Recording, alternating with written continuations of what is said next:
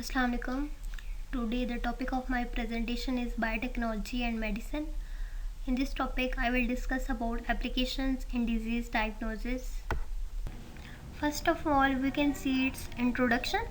Biotechnology की अगर बात करें तो ये एक मल्टी डिसिप्लिनरी फील्ड है जिसमें हम लिविंग ऑर्गेनिजम्स को, लिविंग सेल्स को और बायोलॉजिकल सिस्टम्स को यूज़ करते हैं ऐसे प्रोडक्ट्स और टेक्नोलॉजीज़ को बनाने के लिए जो कि इम्प्रूव करते हैं क्वालिटी ऑफ ह्यूमन लाइफ को। मेडिकल बायोटेक्नोलॉजी की अगर बात करें तो इसको बायोमेडिकल टेक्नोलॉजी भी कहते हैं और रेड बायोटेक्नोलॉजी भी कहते हैं। ये ब्रांच है बायोटेक्नोलॉजी की जिसमें हम लिविंग सेल्स को, लिविंग मटेरियल्स को यूज़ करते हैं रिसर्च पर्पजेज़ के लिए और फार्मास्यूटिकल और डायग्नोस्टिक प्रोडक्ट्स होते हैं उनको प्रोड्यूस करने के लिए। नेक्स्ट अगर देखें तो जो बायोटेक्नोलॉजी है इसके अंदर बहुत से प्रोसीजर्स और टेक्निक्स आ जाती हैं जैसे कि genetic engineering, cell and tissue culture, bioinformatics, bioprocessing. Medicine की बात करें तो मेडिसिन के अंदर जो फोकस किया जाता है वो डायग्नोसिस के ऊपर, ट्रीटमेंट के ऊपर और प्रिवेंशन जो होती है उसके ऊपर फोकस किया जाता है।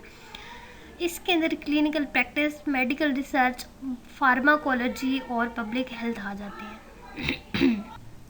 अगर मेन टॉपिक की बात करें तो एप्लीकेशन था डिजीज़ डायग्नोसिस के अंदर, तो पीसीआर की एप्लीकेशन देखें तो इन्फेक्शन डिजीज़ डायग्नोसिस के अंदर इसकी एप्लीकेशंस आ जाती हैं। सबसे पहले वायरल इन्फेक्शन की अगर बात करें तो वायरल में ये वायरल डीएनए आरएनए की डिटेक्शन करता है जैसे कि एचआईवी, हेपेटाइटिस बी, सी, कोविड-19 और इन्फ्लुएंजा की।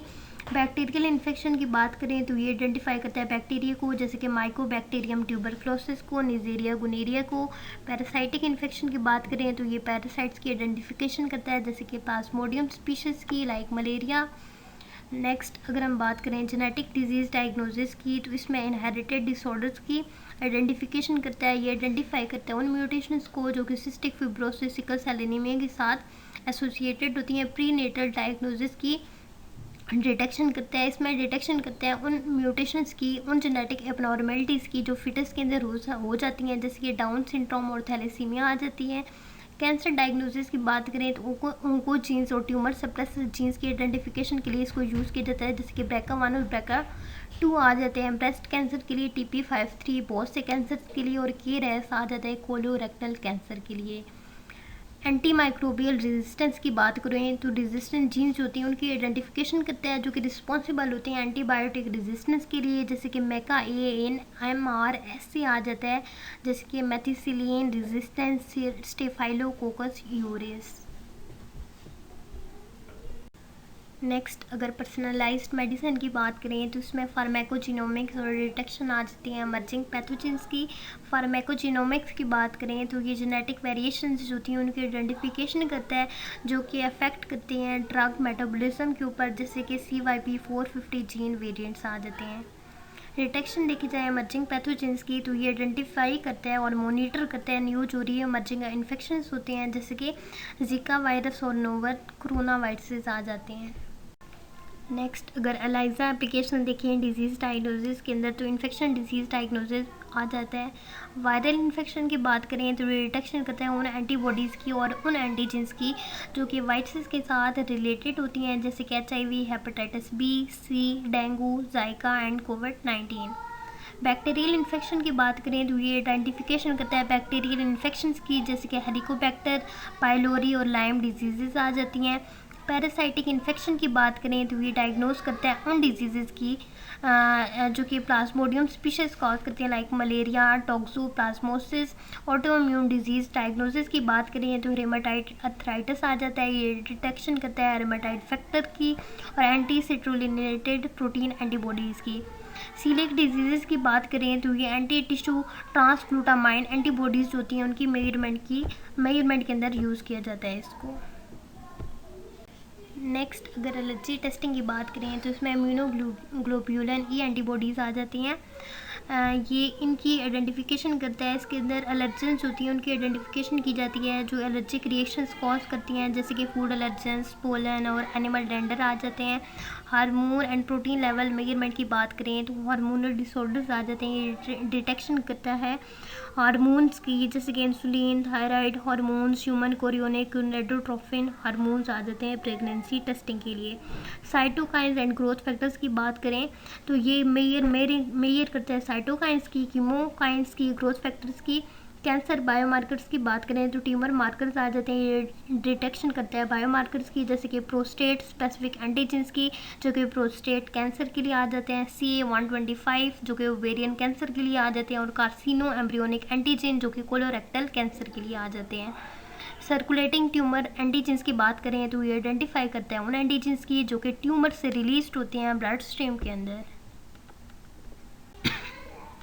नेक्स्ट मॉनिटरिंग एंड मैनेजमेंट देखी जाए कोरोनिक डिजीज़ की तो डायबिटीज़ और कार्डियोवैस्कुलर डिजीज़ के अंदर आ जाती है। डायबिटीज़ के अंदर देखें तो ये मेजरमेंट करता है हीमोग्लोबिन A1C की, और कार्डियोवैस्कुलर डिजीज़ की बात करें तो ये बायोमार्कर्स जैसे कि troponin C reactive protein B type natriuretic peptide जो आ जाते हैं हार्ट फेलियर की, उनके डिटेक्शन करते हैं। ट्रांसफ्यूजन ट्रांसप्लांटेशन मेडिसिन की बात करें तो इसमें ब्लड कॉम्पेटिबिलिटी टेस्टिंग आ जाती है, ये डिटेक्शन करते हैं उन एंटीबॉडीज़ की जो कि ट्रांसफ्यूजन और ट्रांसप्लांट रिजेक्शन के जो रिएक्शंस होते हैं वो कॉज करती हैं।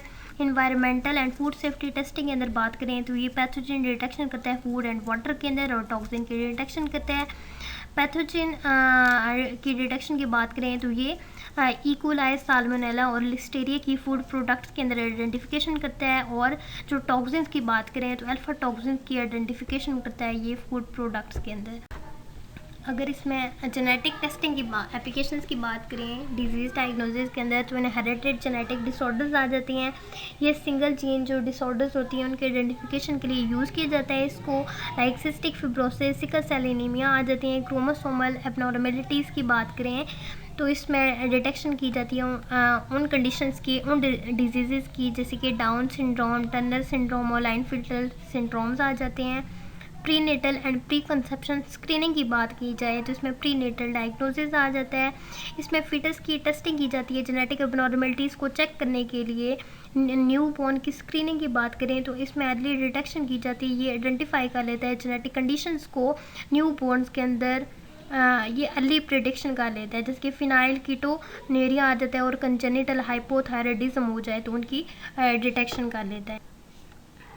नेक्स्ट अगर कैंसर जेनेटिक्स की बात करें तो इसमें हेरिडिटी कैंसर सिंड्रोम्स आ जाते हैं, ये डिटेक्शन करता है उन म्यूटेशंस की जो कि एसोसिएटेड होती हैं कैंसर रिस्क के अंदर, जैसे कि BRCA1 BRCA2 आ जाते हैं ब्रेस्ट कैंसर के लिए, ओवेरियन कैंसर के लिए, लिंच सिंड्रोम जीन्स आ जाती हैं जो कि कोलोरेक्टल कैंसर के लिए आ जाती हैं।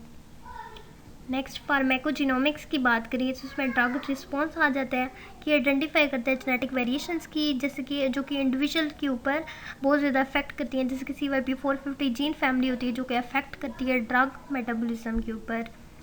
कार्डियोवैस्कुलर डिजीज़ की बात करें तो इसमें जेनेटिक प्रीडिस्पोजिशन आ जाती है, ये आइडेंटिफाई करता है उन म्यूटेशंस को जो कि कार्डियोवैस्कुलर कंडीशन का जो रिस्क है उसको इंक्रीज़ कर देती हैं, जैसे कि hypertrophic cardiomyopathy and familial hypercholesterolaemia आ जाती हैं।